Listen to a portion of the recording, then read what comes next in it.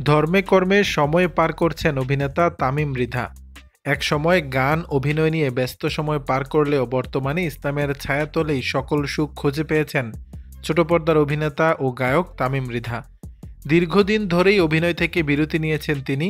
শুধু অভিনয় নয়, নিজের ইউটিউব চ্যানেলে কোনো গান নিয়েও হাজির হন না, বরং ইদানিংকালে তামিম দেখা যাচ্ছে একটি ইসলামিক পডকাস্ট পরিচালনা করছেন, যেখানে উপস্থিত থাকছেন দেশের প্রখ্যাত ইসলামিক স্কলার ও ব্যক্তিত্বরা। ইসলামের বিভিন্ন দিক বিষয় নিয়ে আলোচনা করছেন তামিম। নিয়মিত কোরআন শরীফ পড়ছেন, বিভিন্ন ধর্মীয় বই ও রাজনীতি অনুসরণ করে ব্যস্ত সময় পার করছেন।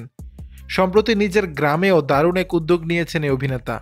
তামিম ও তার বাবার প্রচেষ্টায় গ্রামের 7টি মসজিদ আলাদা ঈদের জামাত না পড়ে একসঙ্গে সকলে ঈদগাহে ঈদের জামাত আদায় করার সিদ্ধান্ত নিয়েছে। বিষয়টি নিয়ে কথা হলে তামিম জানালেন, রমজানের পুরো সময়টাই ধর্মে কর্মে পার করছেন তিনি। এই অভিনেতার কথায়, রমজানে ব্যস্ততা একটু বেড়েছে, পডকাস্ট নিয়ে কাজ করছি, কয়েকটি পর্ব প্রচার হওয়া এখনও বাকি আছে।